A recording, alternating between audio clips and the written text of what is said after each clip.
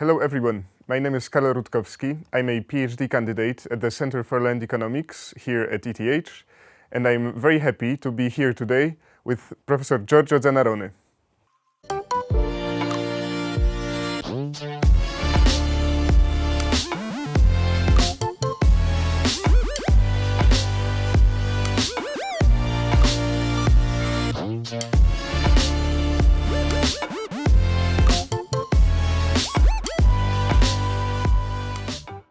Professor Zanarone is an associate professor at HEC Lausanne.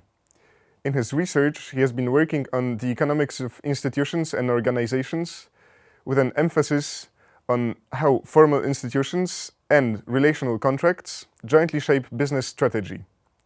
Today, we'll talk about his recent paper titled Relationships in the Wild: How Institutions Affect the Governance of Firms.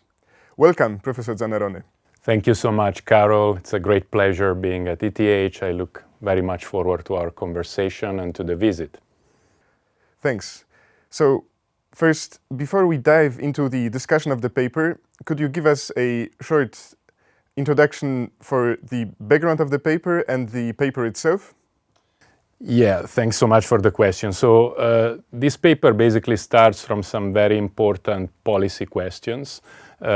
Economists have been emphasizing for a long time that firms should adopt best practices of governance, and particularly two things: that they should be privately owned, that's kind of the Washington consensus story, and that they should adopt advanced and strong incentive systems, pay people based on merit and performance. There's a huge body of research called the World Management Survey that emphasizes that.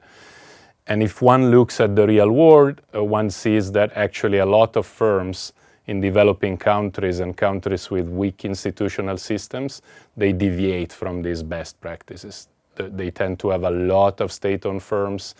They tend to have firms that are more poorly managed than the firms in advanced capitalist economies and have weaker incentives. And we were prompted to write this paper by the question of, why does that happen? Is this a mistake? Is it that there are incompetent managers in those countries that need more consulting and more advice?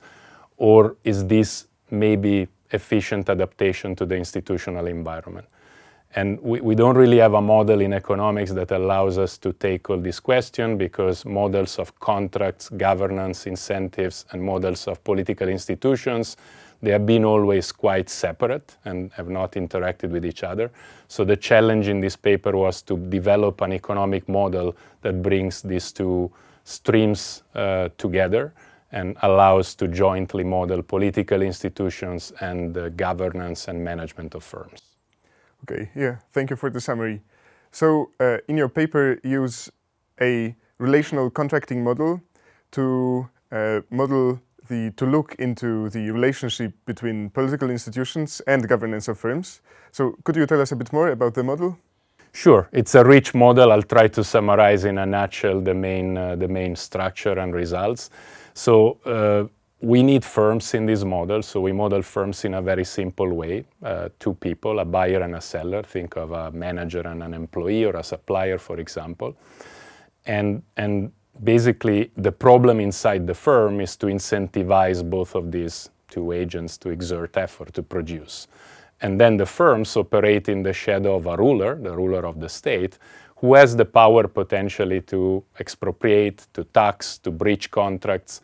And how big this power of the ruler is depends on the political institutions in the country, which we model as an exogenous probability that if the ruler cheats, is going to be removed. So this is a paper where we basically model contracting in firms in the shadow of a ruler.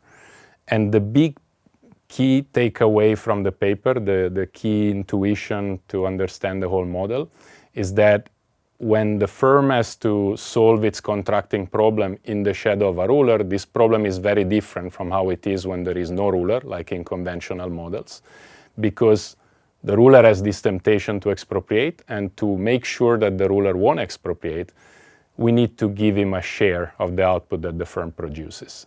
And that distorts incentive provision and management inside the firm. Now, the key point in the paper is that how exactly this distortion happens is very different depending on whether the firm is privately owned or state-owned. And so we have a model in which we have optimal incentives given the presence of this ruler in a state-owned firm and optimal incentives in a private firm, and then we compare the two. And the key idea is that basically in the state-owned firm, expropriation cheating by the ruler means that the ruler breaches on the contract that the ruler has offered to the productive agents in the firm, because these people work for him. In the private firm, cheating by the ruler means taxation of the output of the firm beyond a reasonable level.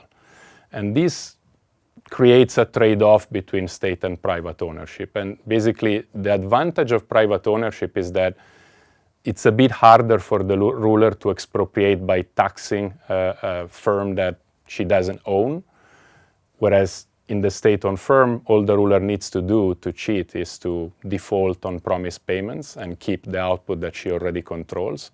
So institutions are more effective at preventing expropriation in the private firm than in the state-owned firm. So the private firm gets better and better, kind of exponentially, as the quality of the political institutions improves. The disadvantage of the private firm is that there is a contracting externality. Essentially, because the ruler taxes the output of the firm to make sure that she's committed not to expropriate too much, then when the manager and the employee inside the firm decide what to do, how hard to work, when they write their contracts, they don't try to maximize the whole surplus produced by the firm, they just try to maximize the surplus net of the taxes. So there is an externality. They don't work as hard as they should. They don't select as efficient contracts as they should because they know that some part of what they produce will go to the ruler. And so the trade-off is that under very weak political institutions, it is actually optimal to have a state-owned firm with weak incentives. Under very strong political institutions, it's optimal to have a private firm with strong incentives. And the cool thing is that you will observe in equilibrium that the observed private firms are better, perform better than the observed state-owned firm. But if you try to privatize the firms that are state-owned, you would do even worse. The state-owned firms are optimally state-owned in a second-best world. This would be the key takeaway from the model. There's much more than that, but in such a short time, I would stop here. Okay, yeah, great. And where do you see main advantages or disadvantages of this approach? So the advantage of this modeling approach is that even though it might seem a very rich model as I described it, it's actually very parsimonious. This is really the minimal, simplest possible model that one could develop to tackle such an ambitious challenge. So I think that's the main advantage: tractability, simplicity, and using a modeling framework, principal agent analysis, incentive provision, relational contracts that is well known and well understood. And I think it works pretty well.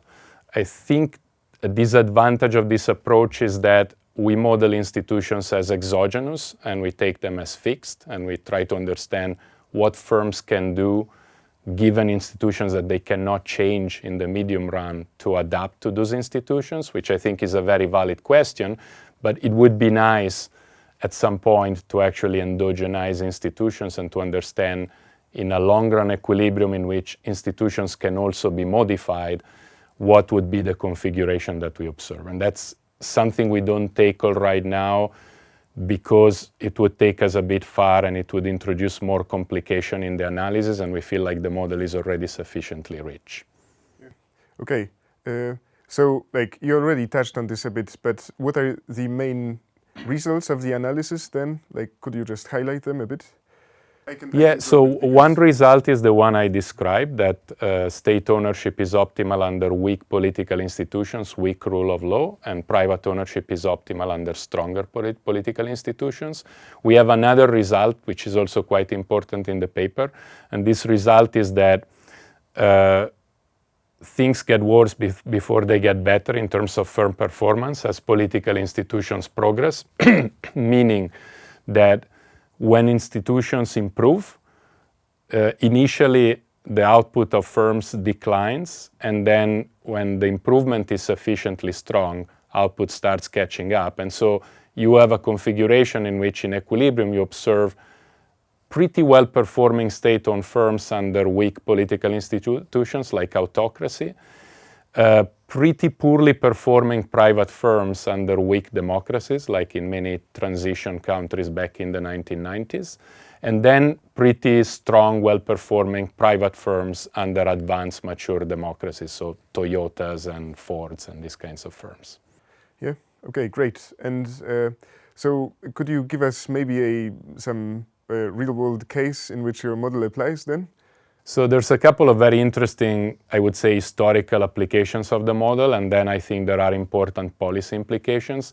In terms of historical implications, there's two that we emphasize in the paper. One is the history of privatization. So there is a lot of evidence showing that in the former Soviet bloc, and particularly in Russia, when firms were privatized in the period in which Russia and these countries transitioned to democracy, many of those firms for a few years, they actually performed more poorly and were more poorly managed than the SOEs that they replaced, which is kind of at odds with the expectations of the policymakers who strongly recommended those privatizations based on the Washington Consensus idea and based on a lot of economic research.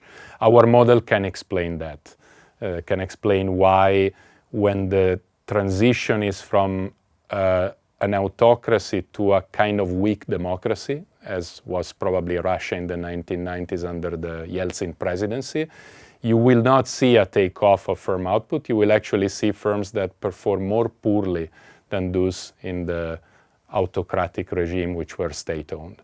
Eventually, if democracy matures, these private firms will catch up. And in fact, we see a little bit of that in the Russian case, where in the early Putin years, which it's fun to say now, but at that time were years of relative political stability compared to the Yeltsin era, so we are talking about 2005, that period, the privatized firms that used to lag behind the state-owned firms they replaced, they started to actually outperform them. So we think that the model can explain in a nice way the kind of non-monotonic performance of privatized firms. Another interesting historical application is the case of South Korea, which is a country that transitioned from military dictatorship to a sort of weak democracy, a democracy without many of the pro-market institutions that characterize advanced capitalist countries, and then it became an advanced democracy. And we see that in the early stages of the development of Korea, in the autocratic period, we had basically something close to our state ownership as the dominant model. It was actually a form of crony capitalism in which capitalists and the state were very, very closely intertwined, and they managed firms together. And then there was a transition to private firms, which started to really take off and perform very well as the country in the late 1990s transitioned to a mature democracy. So these are two interesting historical cases that we think our model can explain. Good. Yeah, thanks a lot for sharing your research with us. Now, to conclude, what do you think policymakers, consultant firms, or even businesses in general can learn from this? And further question, what do you think are the areas that require further research here? So I think this is a great question to conclude, to go back to how I started. I said that we were motivated to do this research by what we perceived as a discrepancy between the prescriptions of economists and what we saw in the real world. So I would say the main conclusion from this model is a critique to the concept of best practices in the governance of firms. The key insight of this paper is that the concept, the definition of best practice is dependent on the political and institutional context. And so there's a big policy implication out there, because the implication is that one should not think that in absolute, under all political regimes, firms should be instructed by consultants to adopt certain management practices, for example, high-powered incentives in the style of American or Japanese or many European firms. And they shouldn't privatize all firms as prescribed by early streams of economic research. They should look at the political regime, and depending on whether the political institutions are strong enough to support those best practices or not, those practices should or should not be adopted. So that's a main implication.